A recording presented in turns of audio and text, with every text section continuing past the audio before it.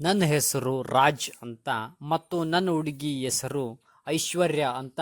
ಇಬ್ಬರೂ ಸಹ ಕಾಲೇಜಿನಲ್ಲಿ ಪ್ರೀತಿಯಾಗುತ್ತದೆ, ಕಾಲೇಜಿನಲ್ಲಿ ಪ್ರೀತಿಸುತ್ತೇವೆ ಮತ್ತು ಕಾಲೇಜ್ ಕಲಿಯುತ್ತಾ ಕಲಿಯುತ್ತಾ ನಮ್ಮ ಕಾಲೇಜ್ ಮುಗಿಯುತ್ತದೆ ಮತ್ತು ನಾನು ಮರಳಿ ನನ್ನ ದೇಶಕ್ಕೆ ಬರುತ್ತೇನೆ.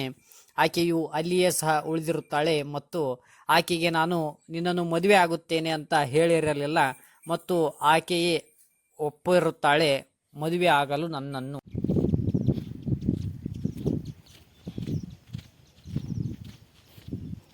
ನೋಡು, ಇಲ್ಲಿ ರೋಡು ಇರುವುದಿಲ್ಲ, ಅದೇ ರೀತಿ ಇಂತಹ ಕಾಲುದಾರಿಗಳು ಇರುತ್ತವೆ.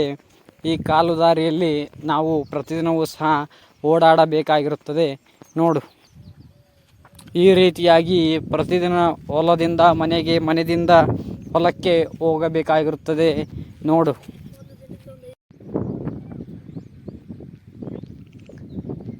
ನಾನು ಸುಮ್ಮನೆ ಮಲ್ಕೊಂಡಿದ್ದೆ, ಒಂದು ಕನಸು ಬಿತ್ತು.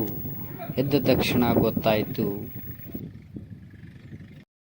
ನಮ್ಮ ದೊಡ್ಡಮ್ಮ ನಾನು ಚಿಕ್ಕವನಿದ್ದಾಗ ಯಾವಾಗಲೂ ನನಗೆ ಹೇಳುತ್ತಿದ್ದಳು. ಅದು ಏನೆಂದರೆ, ನಿನ್ನನ್ನು ಯಾರಾದರೂ ಕೈ ಬಿಟ್ಟರೂ ಸಹ ನೀನು ನಂಬಿದಂತಹ ಹೊಲವು ಯಾವತ್ತಿಗೂ ಸಹ ನಿನ್ನನ್ನು ಕೈ ಬಿಡುವುದಿಲ್ಲ ಮತ್ತು ಹೊಲವು ದೇವರು ಇದ್ದಾಗೆ ಎಂದು ಹೇಳಿದ್ದರು ನಮ್ಮ ದೊಡ್ಡಮ್ಮ.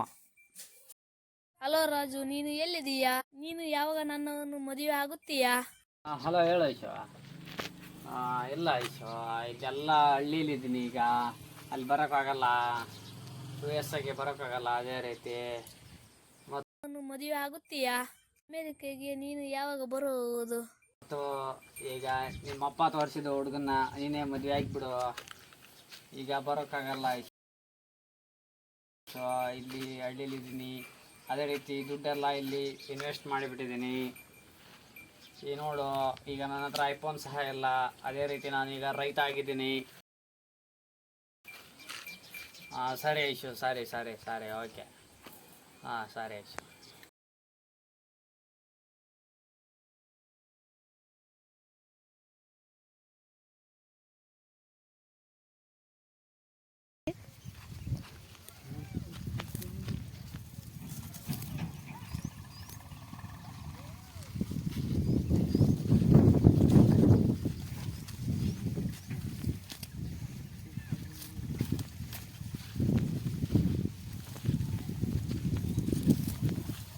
ಟಗರ್ ಮರಿಗೆ ಹಾಡು ಕೇಳಕ್ಕೆ ಬಂದ್ಬಿಟ್ಟಿದ್ದೀನಿ. ನೋಡು, ಮತ್ತೆ ನೋಡು, ಹಿಂಗೆ ತೀರ್ಸಲ್ಲ ಪರಿಸ್ಥಿತಿ ನಮ್ಮದು. ನೀನು ಐಷಾರಾಮಿ ಜೀವನದಲ್ಲಿ ಬದುಕಿದ್ದೀಯಾ, ಮತ್ತು ನಮ್ಮದು ಹಳ್ಳಿ ಪರಿಸ್ಥಿತಿ ನೋಡು. ಗೋ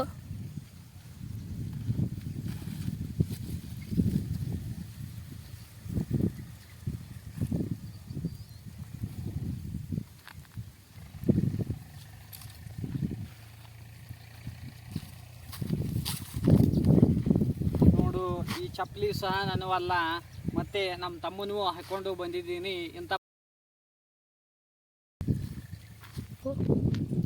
ನೋಡು, ಇಲ್ಲಿ ಹಳ್ಳಿ ಪರಿಸ್ಥಿತಿಯಲ್ಲಿ ಕಷ್ಟಪಟ್ಟು ದುಡಿಬೇಕು ಮತ್ತು ಅದೇ ರೀತಿ ನಾವು ಕಷ್ಟಪಟ್ಟರೆ ಮಾತ್ರ ಫಲ ಸಿಗುತ್ತದೆ ಎಂಬುದು ಹಳ್ಳೀಲಿ ಅರ್ಥವಾಗುತ್ತದೆ ಮತ್ತು ನನಗೂ ಸಹ ಅರ್ಥವಾಗಿದೆ. ಹಳ್ಳೀಲಿ ಕಷ್ಟಪಟ್ಟು ದುಡಿಯಬೇಕು ಎಂದು. ಅದೇ ರೀತಿ ಎಲ್ಲಿಯಾದರೂ ಸಹ ಹೋದರೂ ಕಷ್ಟಪಟ್ಟು ದುಡಿಯಲೇಬೇಕು. ಹಳ್ಳಿ ಜೀವನ ನಿನಗೆ ಇಷ್ಟ ಆಗುತ್ತದೆಯೋ ನನಗೆ ಗೊತ್ತಿಲ್ಲ, ಅದು ಅಂತೂ ಪಕ್ಕ. ನಿಮ್ಮ ತಂದೆ ಹುಡುಗ ನೋಡಿದ ಹುಡುಗನನ್ನು ಮದುವೆ ಆಗಿಬಿಡು ನೀನು. ಸರಿ. ರೈತ ದೇಶದ ಬೆನ್ನೆಲುಬು, ರೈತರೇ ದೇವರು. ರೈತರನ್ನು ಎಲ್ಲರೂ ಗೌರವಿಸೋಣ, ರೈತರಿಗೆ ಎಲ್ಲರೂ ಅವರನ್ನು ಪ್ರೀತಿಸೋಣ. ರೈತರು ನಮ್ಮ ರೈತರು.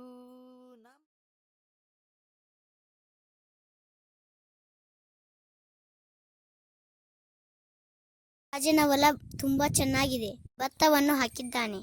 ಭತ್ತ ನೋಡಲು ತುಂಬಾ ಸುಂದರವಾಗಿದೆ. ಹಣವನ್ನು ಇದರ ಮೇಲೆ ಹಾಕಿದ್ದಾನೆ. ಇದೇ ಇವನಿಗೆ ದೇವರು. ಇವನು ಅಪ್ಪಟ ರೈತ.